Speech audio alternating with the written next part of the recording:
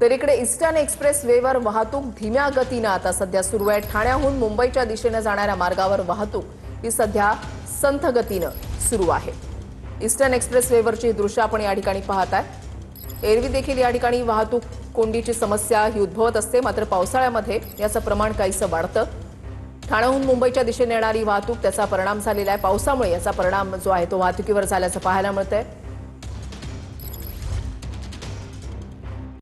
काल रात्रीपासूनच ठाण्यात पावसाची संततधार सुरू आहे आणि याचा परिणाम कुठेतरी ठाण्यातील रस्त्यांवरती पडल्याचं पाहायला मिळतंय। आपण ठाण्यातील ईस्टर्न एक्सप्रेस हायवे या परिसरामध्ये आहोत आणि या ठिकाणी आपण पाहिलं तर घराबाहेर पडणाऱ्या आणि प्रवास करणाऱ्या नागरिकांना मात्र सकाळच्या सत्रात रस्त्यावरती झालेल्या संत गतीच्या वाहतूकचा परिणाम आहे तो सहन करावा लागतो। आज दुपारपर्यंत मुसळधार पाऊस पडण्याची शक्यता आहे ती वर्तवण्यात आलेली आहे।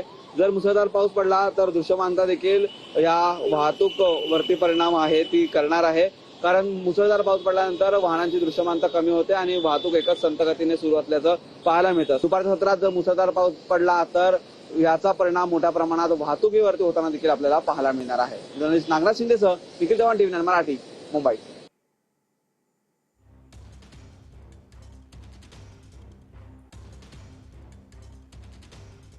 तर दादरच्या टीटी परिसरामध्ये गुडघाभर पाणी या ठिकाणी साचलेले आहे। सकल भागांमध्ये पाणी साचायला आता सुरुवात झाली आहे आणि पावसाच्या पाण्यातून वाहनं काढताना वाहन चालकांची चांगलीच दमछाक होत असल्याचं देखील या ठिकाणी पाहायला मिळालेलं आहे। मुंबई आणि उपनगरांमध्ये गेल्या 2 दिवसांपासून सातत्यानं पावसाच्या सरी कोसळतायत आणि दादर टीटी परिसरामधली दृश्य आपण पाहताय। सकाळी 7:15ची ही दृश्य आहेत। गुडघाभर पाणी, पालिकेचे कर्मचारी या ठिकाणी पोहोचलेले आहेत आणि मॅनहोलमध्ये आपण या ठिकाणी पाहताय कचरा जर साचलेला असेल तर तो या पाण्याच्या प्रवाहासोबत निघून जावा यासाठी प्रयत्न पालिकेच्या कर्मचाऱ्यांचा, मात्र गुडघाभर पाणी या ठिकाणी साचलेलं आहे।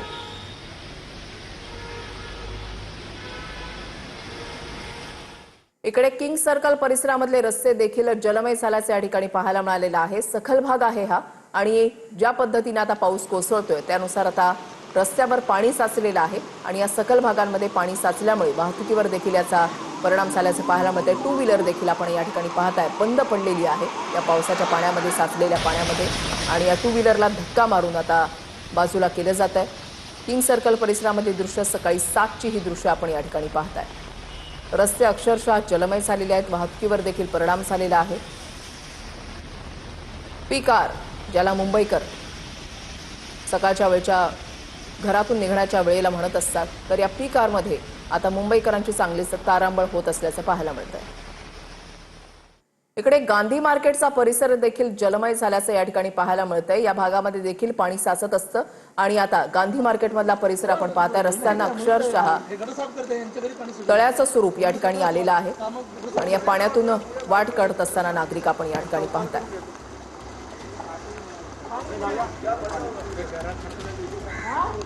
इकडे अंधेरी